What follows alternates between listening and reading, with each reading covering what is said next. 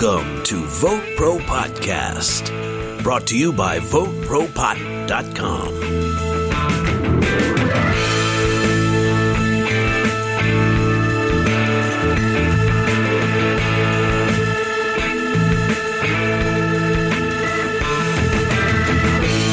...2019 has already been a record year for cannabis state legislation. What is Cannabis Ruderalis? We'll find out. And John Isner becomes the first tennis pro to sign a cannabis endorsement deal. We have this and these and a bunch more. Those articles to cover here on this episode of VoteProPot-Cast. Welcome, everybody, once again. I'm Phil Adams. I'm Jay Britton. I'm Andrew McCready's. And let's start off with, Jay, you got a couple of responses from our listeners that we should know about, right? Yeah, we're getting a lot, and it's nice. But these two stand out. Both of these came in the last couple days. One of the things, we're always pushing, Phil, Andrew, we're always telling people to contact your representatives, right? I mean, how important that is. So a couple of our faithful and loyal listeners have actually forwarded to us the responses they got. So I thought it was kind of interesting. What state are they from? Well, these two are, one's from Ohio and one's from Texas. So we've got, okay. Let's start with Ohio. It's the 7th District Representative Bob Gibbs. So this is a listener named Jason Young, and he's a loyal listener. He contacts us a lot. He has some great ideas, and he's very interactive with, the cause, and he sends letters, and he makes calls. He does what he's supposed to do, what we tell people to do. So he got this letter back from Bob Gibbs, and I'm not going to read the whole letter. It's a form letter. It's long. It starts out saying, "Thank you for contacting my office regarding marijuana. While Ohio has legalized the use of physician-prescribed medical marijuana, the question of federal legalization is still being debated. As your representative in Congress, I appreciate input on the issues." And he goes on to talk about legislation and so forth and so on. The fourth paragraph says, "While I oppose the use of marijuana for recreational purposes, there is evidence to support marijuana's medical benefits. Like the pharmaceuticals, medical marijuana should be researched, highly regulated, and dispensed only by trained pharmacists. I appreciate hearing your thoughts on marijuana and will keep your opinions in mind as Congress continues to debate this issue." So that's what he got from his congressman. Again, it's a form letter. What you need to keep in mind, I think, is that these representatives' offices keep track of all this crap. They have databases. Right. So when you send a letter or you make a phone call or you send an email, especially a letter, right, Andrew? You said that before. Correct. When you send a letter, they keep a database and keep track, pro, con, so forth, and it does make a difference. The other letter we have here is from John Cornyn, U.S. Senator from Texas. Essentially, he goes on to say pretty much the same thing. It's a very long letter, talks about all the regulations and this and that. And of course, Texas has no legality at this point, so I won't read the letter. But essentially, he says from 1999 to 2017, more than 700,000 Americans died from a drug overdose. This epidemic kills Americans from every socioeconomic class, educational background, and community.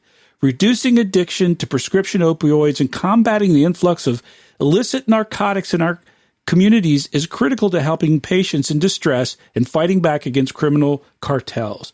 Reasonable minds can disagree, but I am concerned that marijuana legalization could make this epidemic worse. I am committed to working with my colleagues to end the opioid epidemic and save lives." So John Cornyn thinks that he basically lumps cannabis in with heroin and opioids. Right? Yeah. So the point of this. Well, yeah, it has a point that there is a drug epidemic and people are dying from opiates, especially. Now, but not all those are black market drugs. Right. Granted, there's a problem. Right. The vast majority. Now, but what they're seeing now in states with legalized with recreational cannabis, the new study just came out that it said teen use was down 20%. Right. After it becomes legal. I think those are important points, and I agree with the way you started that out. Andrew said he does have a point, and and except that he's misinformed. Yeah, that's right. Correct. Right? I mean, if it wasn't as it is, he might have a valid point. But I think what you're saying, Andrew, is that, on this particular issue and others, he doesn't have all the facts right. That's it. Exactly. So now, Jay, what's the fella's name who wrote it to Cornyn? That's James Russell. Right, James. I if you're listening, I would say my advice would be to put together some good facts, and you can find them. Where can they find them, Jay? Well, you can find them on our website, VoteProPot.com. You can start there, but there's all kinds of and kind of have a discussion with them, and tell them you have a point, Senator, but you got your facts wrong. Right. And here are the facts. So I would encourage James or anybody else who's involved, who's within earshot of us, to if you get that form letter back, you don't have to leave it at that. Keep the conversation going. That's a great idea. Great idea, Phil. Good advice. Yeah, I like that. And there's another thing you can do. If your congressman voted for it, you can call them and go, thanks for voting for medical marijuana in our state. That's you great. got my vote. Yeah. You got my vote. Now let's talk about adult use. Yeah, right on. Right. So listen, to wrap it up, thanks, Jason. Thanks, John, for doing. I'm sorry. Yeah, John Cornyn. James and Jason, thanks very much for doing what we ask our listeners to do. Reach out to your representatives and make your voice known. Let me pick up on what you said, just what we said a little minute. You can go on VoteProPot.com. Or you can send an email to podcast@VoteProPot.com. Or you can check us out on social networking. Just do a search for VoteProPot. The cannabis industry is in need of innovation. If you look back on the .com bubble when it burst, what was happening was there was a lot of companies were getting into the industry, and people were investing money in it left and right. And what were happening, there were some smaller companies that got heavily financed because they were the hot thing, similar to what's going on in cannabis right now. But then when the bubble burst, I mean, Google and Amazon are still around, but a lot of those smaller guys, they're gone. They're gone. They're history. Right. Remember Wang Computers? I remember that. Right. You've got mail. Right. The marijuana industry is they're saying some people could be seeing that right now, because we did a story the other day how some of these companies, smaller companies, are sort of overvalued. Mm-hmm. Correct? Phil? Yeah. Did you do a story about that? Yeah. The companies that survived were the ones that innovated, the ones that went with the trends. And they're saying that could happen now in the cannabis industry. And what they're saying is these cannabis companies, they got to stay in it. They got to stay with it. They got to keep in touch with the market. They got to keep in touch with the trends, and they've got to be innovative. And now more and more with cannabis being more socially acceptable, I think there's going to open up opportunities in the industry that weren't there 5, 10, 1 year ago. Right. So I think what you're going to start seeing, especially since it's become mainstream, you're going to start seeing more mainstream products, and it's more accepted. Now, 2 years ago, you never would have thought a major department store would be selling cannabis-themed products. But now, was it Barney's has the high-end department, right? In their store where they're selling cannabis-themed products. Huh. And before also, it was such an underground thing, I believe. You had your stash because you had to hide it, but now it's out in the open. Yeah. So all of a sudden, people want, they're going to spend more money on their stash boxes and their bongs and their pipes or whatever. So what they're basically saying here is that you've got to stay innovative in this industry. You got to come up with new ideas, how to satisfy your customers' needs, keep in touch with them, and I think you'll survive. But I think we will see in the future some companies just crash and burning. They're going to be shaken out, yeah. And I think that's great advice. And the key to that is the part where you said meeting the customer's needs. Because you may have a great idea, if nobody needs it, so what? Mm-hmm. Right. And you got to stay innovative. A lot of people come up with these great ideas, and someone sees it and goes, hey, that's a good idea. We can do it better. Mm-hmm. And then the originator gets lost in the wash. Choice and competition, baby. All right. You got to stay with it.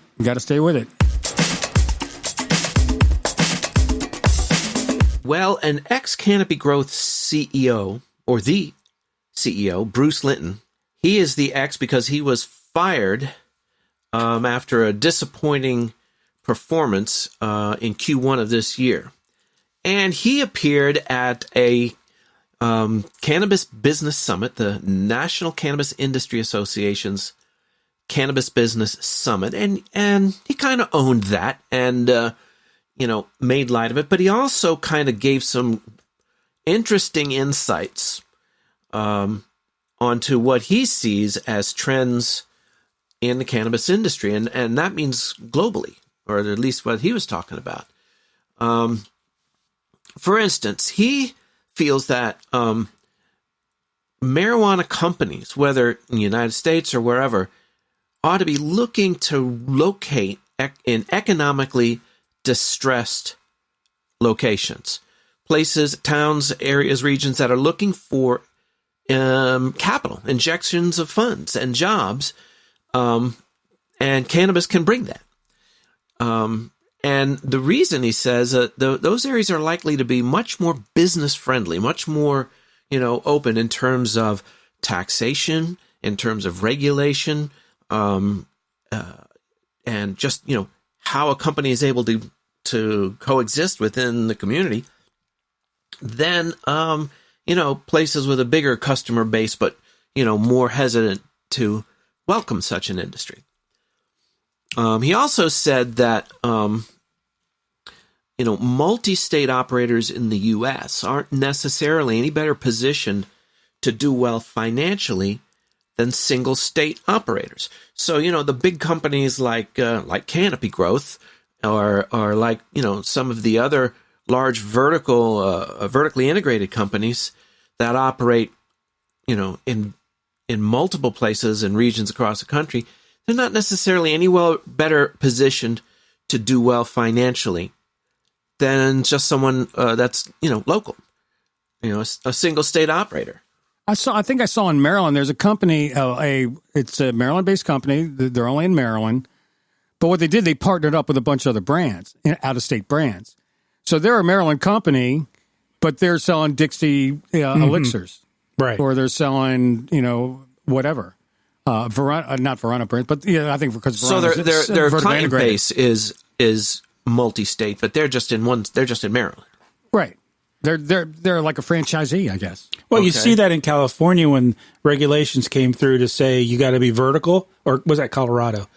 And it was Florida. I know they said in Florida. So what happened is Colorado too. A big grower will partner with a group of processors and a group of dispensaries, retailers, and they all become sister companies so that they meet the regulations. So they meet the vertical integration. Yeah. Linton's point in this, and that's a good point, but Linton's point in this is that the multi-state big operators, they've got challenges of their own. And just because your company's got a big footprint, just because you're a big company, doesn't necessarily you're going to be profitable. Yeah, sure. There are huge companies that been in business for years who still haven't turned a profit. Sure. So I think that's a point well taken. He also says that European markets, he predicts they're going to grow very rapidly in the coming years. Why? Because so many of those countries, we keep interchanging country and company today. I don't know what's going on. Many of those countries have socialized medical programs already in place that will help establish medical cannabis programs. That's interesting. So, if it's legal, it's not like, not everybody, if it's legal in America, it's not like every hospital is going to use it. Right. But in Germany, it might exactly mean that. Yeah, right. Because it's the government provided. It's an interesting point. Yeah. Well, right now we saw some Canadian companies sign deals to sell medical cannabis to Germany. Mm-hmm. Now Colombia, they're starting up their legal cannabis programs. Really? And they're signing deals to export to Canada. Right. So big circle jerk. Now I'm sure Uruguay. I'm sure there are people down in Uruguay. because of regulations and the cost and labor is going to be so cheap down there. They're opening up down there, hoping to profit from the international market. Sure. Israel's opening to import and export. Great Britain is open to import and export, but not the United States. Yeah. Well, Andrew, to that point, and you made this point when we first started, and this is what Linton says, basically that the lack of federal reforms in the marijuana laws is setting American companies back on a global scale. You know, absolutely. And it's interesting that, you know, the CEO, former CEO of Canopy Growth, agrees with our co-host. Basically what you said a year ago. Right. Yeah, but I remember when I said that a year ago, Jay said, and he made the good point, that that may be true, but when we do reform, we'll catch up. And the main reason we'll catch up is because we may not be because America's the number one economy consumer. Right. We're the one doing all doing we do 80% of the drugs in the world. That's right. but the Linton just kind of uses that fact to set up, or that prediction to set up the point that it's still important to get that intellectual property in place. If you've got a brand, it's still important to develop and cement that brand, because, you know, it can be easily transported across international boundaries. Right. It has value. Right. The brand has value. A good brand is going to have more value than a grow license. Because right now everyone was going after the grow license immediately, and I think they really weren't, you know, foreseeing or predicting the fact that wholesale price was going to go down.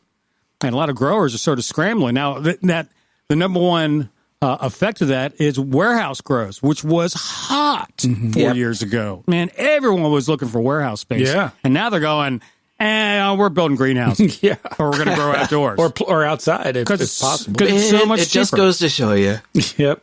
It's like John Lennon said, life is what happens while you're busy making other plans. That's right. Right. But if you have a brand, a popular brand, that's going to have value. And you might have this beautiful grow facility and want to sell it, and you're not going to get a big return on your investment because anyone can build a grow facility, you know. If they have the cash. The license to be worth something. Right. You know, there's nothing really that proprietary to a grow facility. Yeah. Proprietary. But as far as a brand is concerned, I think that's where if you want to get into the industry and hit it big, start your own brand. That's true. That's true in any market, any business. I read an article. They said years ago you could go to California, $50,000 easily start a brand, your own cannabis brand. They say now it costs millions. Is that right? To start a brand. Yeah, it's ridiculous. I'm sure you could still do it on a shoestring budget if you got the right deal.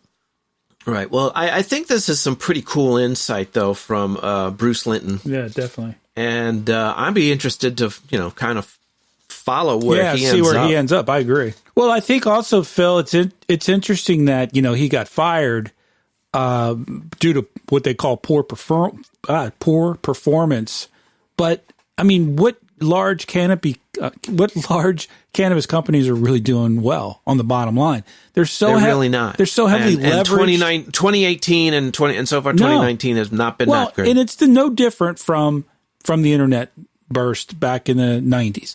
Where these companies have ideas, they go out and raise shit tons of cash, and even if they have a great idea and then turn out to be Google or Amazon, there's still years there where they're not profitable because they're so heavily leveraged. There's so much. Right. They borrowed so much capital to get it going, and that's going to be the case with these companies. The old saying, "Nothing is more powerful than an idea whose time has come." Yeah, I think the time has almost come. Yeah. On this, at least in the United States, it hasn't come yet. I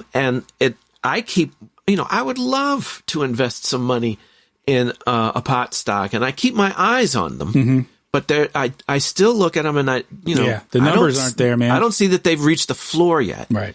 But I would love to do it once I feel that it has kind of leveled off and turned up.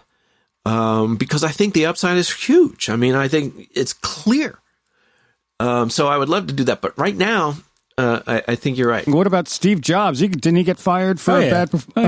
And also, what companies, especially in the cannabis industry, doesn't have peaks and valleys? Right now, the cannabis industry is so unpredictable because no one knows what to expect. It goes through peaks and valleys. Right. So. Right. I got a feeling there's probably more to his firing than just we'd had a bad quarter. Maybe, maybe. Well, I'm sure there was more to Steve Jobs. Steve Jobs There too. was. By all accounts, he was a dickwad. Yeah, exactly. Yeah, but it was brilliant. Well, Yep. Yeah, dickwad. he's a brilliant dickwad. Well, dickwads can tend to be very successful at times. Now, 2019 has not necessarily been such a great year for cannabis stocks, but it has been even already a record year for statewide cannabis legislation. Ain't that right, Jay? Absolutely. And, when we had Keith Stropp on, he was talking about this, how it seems like every year over the past few years, the amount of legislation written and put up for vote has doubled every year. And this year it's on the same path. Now, it hasn't all been successful, but I'm looking at an article here from The Hill dated today, and it's by Reed Wilson. Record number of states considered marijuana legalization in 2019. More than half of all the state legislatures considered legislation in 2019 to legalize the possession or use of marijuana. That's a record number that illustrates the normalization of an issue that lawmakers once thought as a third rail. In this year, 27 states considered legalization that would have legalized commercial sales, recreational use, or possession, according to Marijuana Policy Project. Legislators in Ohio, Tennessee, and Virginia, all states in which both chambers are controlled by Republicans, considered their first marijuana legalization bills, although none of those passed. But it's a step, right? I mean, they all actually looked at legislation and voted on it, which is a huge step. At the beginning of the year, several Democratic-controlled states looked poised to advance recreational marijuana laws, but those bills crashed, as we know, as we've talked about. It's Connecticut, New York, and New Mexico. They've stalled, but they're not dead. They're just asleep. So they'll probably come back. So the point of the story is, and it goes on to list. It's just resting. I won't go through every state because we cover that on a weekly basis. But the point is, the mindset of the American voter has changed dramatically. So that means that cannabis legal reform is inevitable, and we really don't need to be active in this. Right? No, I don't think that's what it means. No. Now, you know what I think? When cannabis activism first started and legalizations first started, we went for the low-hanging fruit. We went for Colorado, went for California, Washington, went for Vermont, right, sure. Easy ones. But now the momentum's picked up, and now it's a full spread battle. I mean, every state has Oklahoma, and right, Oklahoma and Utah. What the hell? Right, are have these programs, and no one would have predicted that. And the fact that now it's a nationwide campaign in each state, we're seeing response, and all the voters are going, you live in a neighboring state. I mean, all these people in Virginia going, Maryland, D.C. has medical marijuana. Why can't I get, some lotion for my arthritis? What the hell, Right. Well, what's different about Maryland and Virginia? I mean, Tell me about it. As recently as 2010, a majority of Americans told Gallup pollsters they opposed making marijuana legal. So that's just, less than 10 years ago. And now we're up in the 90s for medical. Yeah. And two-thirds for just recreational adult use, and right? Over 90 for medical, and that's in a period of 10 years. So, so who knows what the next couple of decades will bring? No, seriously, folks, we're a little closer than that, I think. I think also there's some movement on the federal front. Kamala Harris and Jerry Nadler have a bill to decriminalize marijuana nationwide. So as well as expunging. Right. Well, I'll get to that. Yeah. I mean, this is a pretty comprehensive bill. Presidential candidate Senator Kamala Harris is teaming up with House Judiciary Chair Jerry Nadler from New York, Democrat, on a comprehensive marijuana reform bill that would decriminalize marijuana on the federal level, expunge prior marijuana-based convictions, and fight against decriminalization for those who possess or use it. And really, my question to you guys is, and Phil, you're kind of our resident political expert, I would say. Kamala Harris, to me, this seems, it contradicts her stand pretty recently. I mean, she was a prosecutor. She put a lot of people in jail for using marijuana. And, as recently as, 10 years ago, she talked about, let's see here. The policy is a 180-degree turn from Harris's past positions on marijuana. When Harris was a California Attorney General from 2011 to 2017, tens of thousands of Californians were arrested yearly for marijuana infractions. So, that's a huge difference. Is this just political? Well, she didn't make the law. She just no, but you know what? Was enforcing it. Yeah, but that's right. She's a prosecutor. Yeah, but if she felt this way, why would she not take a stand? Maybe that she didn't want to prosecute. I mean, people are doing it now, saying, "No, I don't want to prosecute." Well, I suppose, but I guess she was able to separate her professional duties from her personal beliefs. All right. I was just asking the question. I see it as kind of. I think that's a point in her favor. Yeah, maybe you're right, and I'll give her that. Well, we're not going to win this unless people change their minds. Well, that's so when someone changes their minds, we should say, "Great, okay, we won and, one." And in fairness, she says that. Great point. That's an excellent point, and she says that. And then she's in interviews, she said that I used marijuana on occasion when I was a young person. I don't have anything against it. In fact, I think it's great. She said I got no problem with it. But you're right. She probably was just doing her job. But this is a huge bill. I mean, will it make its way through the Senate? We shall see. I mean, I think it could make its way through Congress. So what I think about this bill House. is that it's a national decriminalization bill. Now, which is going to be easier than a legalization bill, obviously, because you'll get more people who are opposed to concede and go, I won't legalize, but we'll decriminalize. So this bill has a chance of passing a lot more than a legalization bill. And so it's a good step in the right direction. And the other thing is, I just about decriminalization in general. What does decriminalization do? So they're giving you tickets instead of taking people to jail. Right. That's great. But also it sort of enables the black market to thrive. Yeah. Good. Because all your guys out there, unless they're carrying under an ounce, they won't get arrested. Right. Absolutely right. That's it. It's a good political half step, but it's not a solution to anything. Right, and it's not really going to make if you want to combat black market drugs, that doesn't do it. Doesn't do it. Well, I think it might be practical though. Very practical. I'm not arguing against it. It's the right step you need to take. Yeah, and I think these two are saying this, but it doesn't solve anything. Well, I think these two are saying this. We could probably get this through. We may be able to get this through. Which is the most important feature. Yes, and it's a baby step. Although it's not a baby step, it's a pretty big step.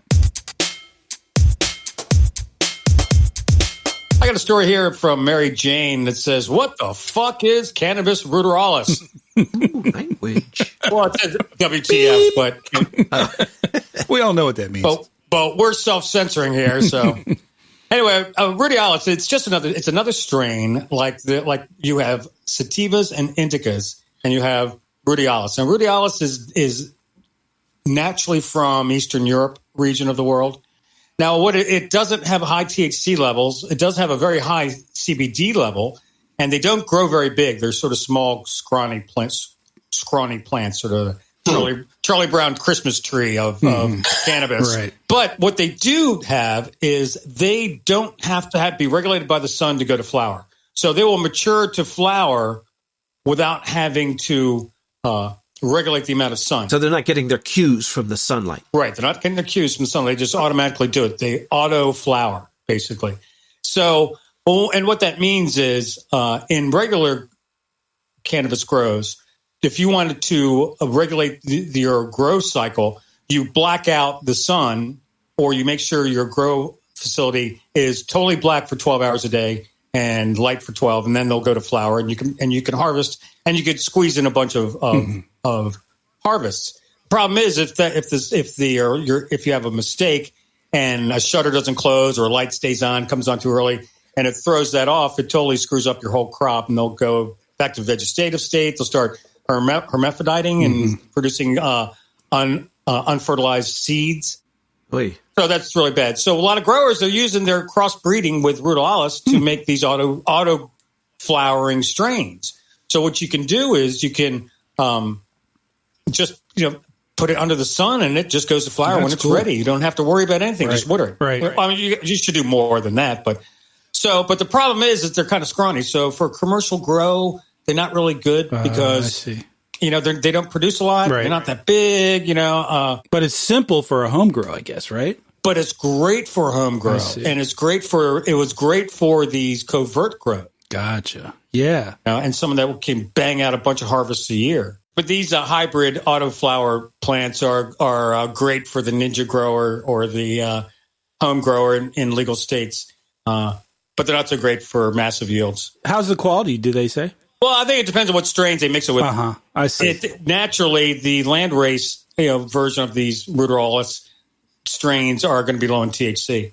Right. So, and that's the other thing. Actually, they're sort of calling into question really the whole genetics in general. Some people are going, really? There aren't separate strains. Right. It's just different tendencies. That's right. Yeah, I've heard that. And it's been hybridized so much. So now they're saying, there really isn't an indica strain or sativa strains. They're all hybrid. Because they call them landrace strains, which are the original strains from the geographic areas where these strains came from. Meant. Okay. Yeah, these are the strains that haven't been hybridized, that haven't been, the genetics haven't been diluted. And there's still some around. There's some around. I know Verona sells a landrace strain here in Maryland. The name of the strain escapes me at this moment. But it's rare. So if you have a bag of seeds from college from the 1970s or 80s, that might have some value to it. Right. Because seeds sometimes are going for $100 for a dozen. Right. No shit. They're expensive. Yeah, and seeds can last a long time. Andrew, since you're talking about growing, if anybody out there listening is interested in growing, whether you work for a huge commercial operation or you want to set up a little grow up in your house, we've got an interview online that we just put up last Thursday.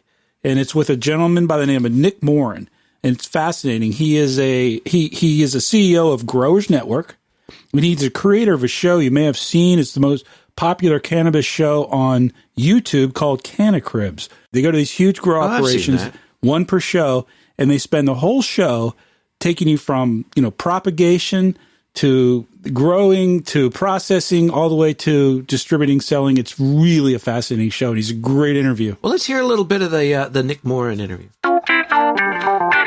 Cannacribs is an educational and entertainment video series where we film the largest and most technologically savvy cannabis grow operations in the world. I tell you, it's fascinating to watch. I mean, the intricacies and the technical aspects of the show are fascinating. Even if you're not into growing, if you're just interested in the subject of cannabis, it's really amazing to see these huge operations, how they work. I mean, you take it from, the growing to packaging, curing, everything really, harvesting. Yeah, that's exactly right on both those points. So the story arc of a full Cannacribs episode follows the life cycle of the plant. Mm-hmm. So we start with genetics, we go into propagation all the way through to the end sale at a dispensary if they have one or if they have a partner that we could go film. Each episode, so season 1 is 8 episodes. We just finished filming the 8th episode at The Farm with a PH, and their front-facing consumer brand is Sunday Goods. Mm-hmm. Their director of cultivation is Shord Brooks, a world-renowned cannabis grower. So that wraps up season 1, and each episode was filmed at a different time in a different location. So how do you pick your locations? How do you pick your sites and businesses? That is the million-dollar question, my friend. So that just goes down to a lot of times it's just a kind of an instinct. I see. It's tough to quantify. There's definitely buckets that have to be filled in order to have a full episode. For example, they have to be a well-known brand. They have to be technologically savvy and cutting edge. I have this relationship that I've built with our fans, and they expect consistency. And we built this, this model, and there's an integrity there. We can't just go film every cannabis grower in the world. We have to pick and choose what we think is going to be the most entertaining and informative for our fans around the world. Well, people will be amazed at the technical expertise of these people. I mean, we're talking like masters and PhDs in horticulture and so forth, the people you don't realize how intricate and what an art it is, really. What an art it is to grow at that kind of scale. All right. Well, that sounds pretty cool. Yeah, go check it out. He really knows his shit, man. So one of the things I'm learning about is all of the cannabis compounds, and folks who have been listening to the show since it started, I imagine they're picking up some good biology about all of this, but one of the things, this is a new thing I hadn't heard of, and apparently this occurs in any or lots of plants. It's called flavonoids. And cannabis has its own flavonoids, and two that they've isolated in particular, canflavin A, and guess what? Canflavin B. What? Yeah. And now, again, these exist in other plants, but it was back early 80s, researchers discovered these two that are specific to cannabis sativa. And the researchers a few years later found that some of the benefits of these canflavins are amazing. That they provided anti-inflammatory benefits that were some 30 times more effective than aspirin. Wow. Now, aspirin is obviously something that's consumed in the millions every day. Modes, as an over-the-counter pain reliever. But then in 2014, another group of researchers published a study that explained why. That it's that much more, that these canaflavins A and B are much more beneficial than aspirin. And they found that they work to block the production of two chemicals that promote inflammation in animal cells. And being animals, that would include us. But despite these findings, no one's been paying attention to how cannabis sativa actually synthesize these compounds. And except for that, this team in 2014 did. It was researchers at the University of Guelph in Canada, and I don't think I've pronounced that right, but that's what I'm sticking with. God bless you. I don't know. I've heard of course, THC and CBD, and I've heard of other cannabinoids and terpenes, but I'd never heard. Andrew, you ever heard of flavonoids? I've heard of them, and I think I've actually heard that there might be some in wine and grapes, I guess. Mm-hmm. So, I mean, it's raising a lot more research questions, and of course, since what they call NSAIDs like aspirin and ibuprofen, and what's another one, naproxen. These, are not really good for you. I mean, that's what I put aside once I started using cannabis products for my pain relief. They're not really good for you, especially it can lead to kidney disease, liver problems. I mean, all kinds of stuff, especially in combination with alcohol. And if you use it regularly. Yeah. I mean, if you have a headache or you hurt your ankle, go ahead and take some. But if you're taking them every day for chronic pain, for that's years, not good. That's not good. So it's, I don't know, it's just another avenue for research that has been opened up, and already we found significant benefits from it. So it's true. I think the FDA is sort of, between a rock and a hard place here, because there's all this news and anecdotal evidence about the benefits of cannabis and all the different compounds, and they would like to do what they do, and that is study it and regulate it and control it. But in the meantime, it's available. Right. So, I mean, what do they do? So what's happening is, people are saying, I get off this flower strain or this oil or lotion or vape, I get these sort of benefits from it, So, what does the FDA do? Well, what they have done recently is the FDA, you like that segue, guys? The FDA has just warned one of the top marijuana companies about making health claims for their CBD products. So the FDA just warned Curaleaf for illegally selling unapproved products Now, Curaleaf claims that they disagree with it, obviously, but what they're saying is they had some CBD products that were sold at a CVS. I think it was a lotion and a patch. They weren't selling any capsules or infused products. CVS wanted to make that clear. And apparently they were saying how they helped with certain health conditions. And now the FDA is saying, well, you can't say that it helps that unless you go through the FDA process. Right, the testing. But then again, what about all these holistic organic medicines that don't go? None of them have ever gone through FDA process of approval. And they're all, but it's the St. John's worts and the chamomile tea and all that stuff. Right. Ginseng. Ginseng is a perfect example.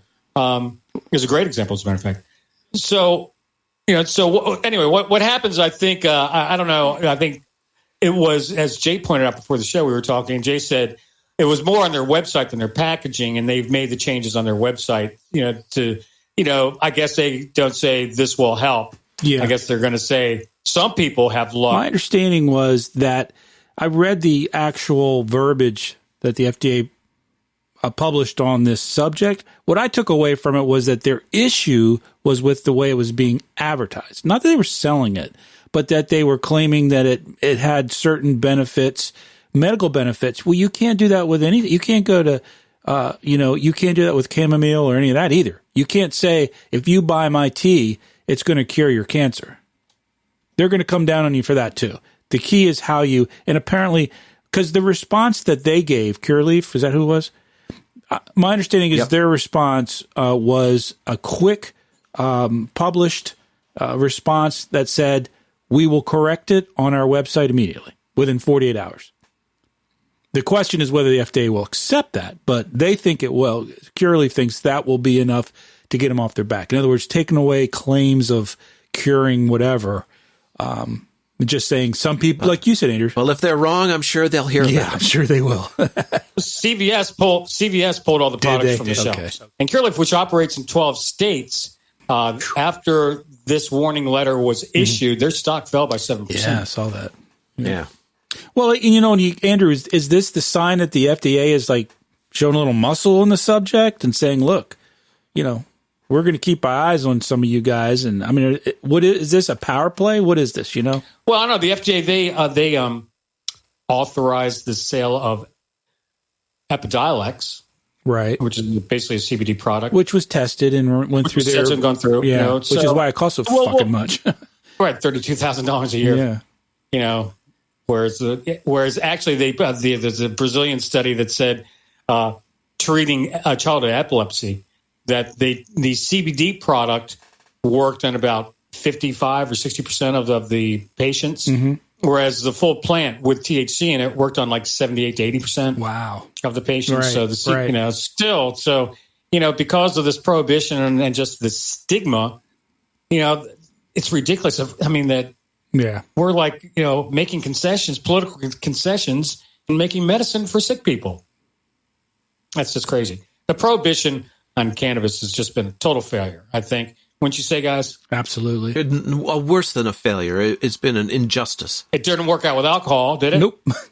I'll drink to that. And Phil, how did God's prohibition on produce work out? On produce? Oh. Yeah, not well. Not well, okay. This whole prohibition thing probably is we got to rethink the whole concept. Well, it was just for those two, and it was just the one produce.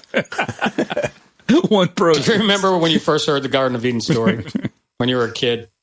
I remember I thought two things. One, God, there's one of you and all of us, and, you get all the apples. I mean, it's kind of greedy, man, dude. I don't know if you guys are tennis fans, but I'm definitely a follower of the pro tennis tour.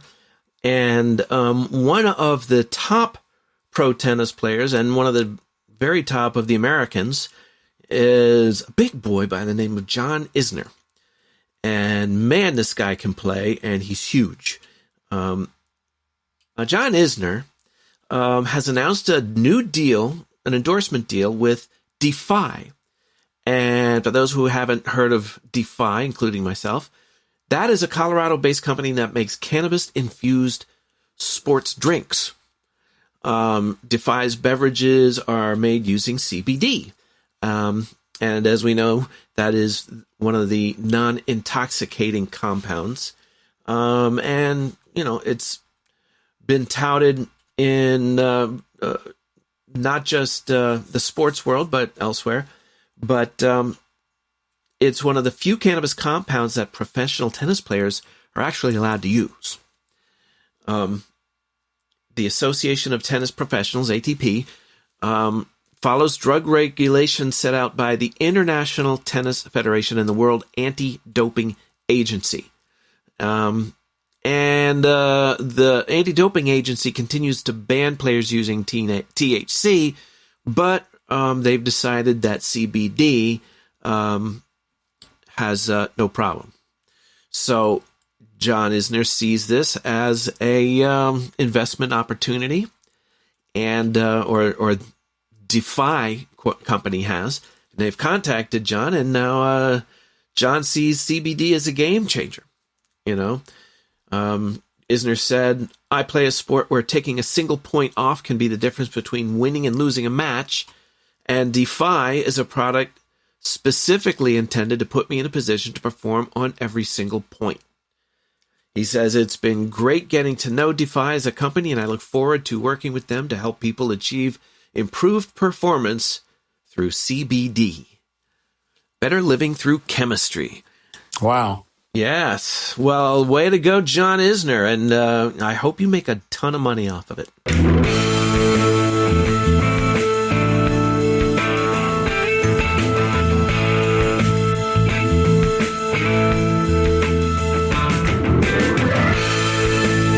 Thank you, folks, for making us part of your day once again.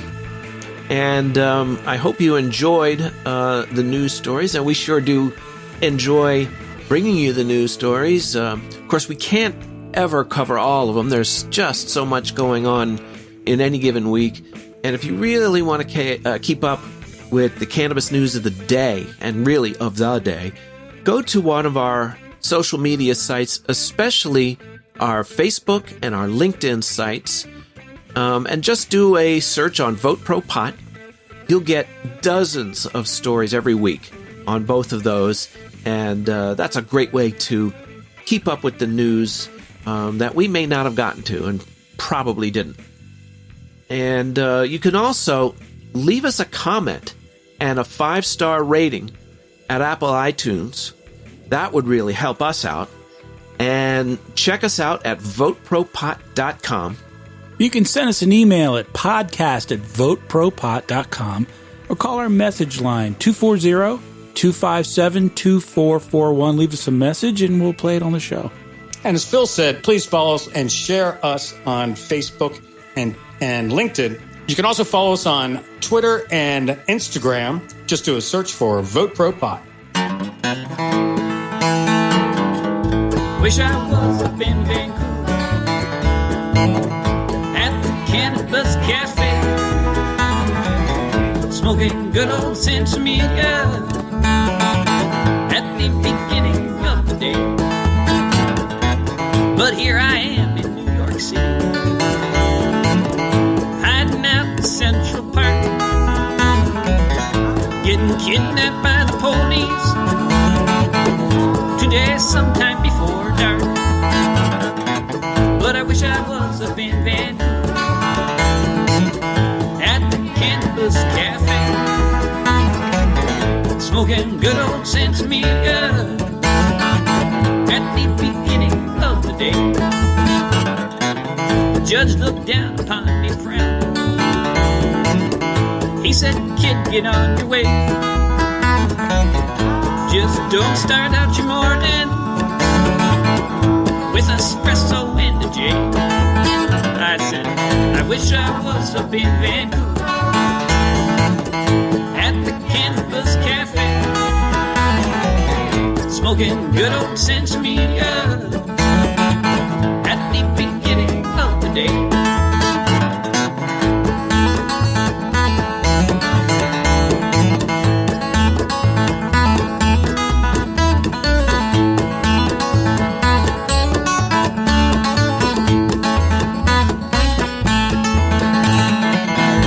hitched on out to Portland.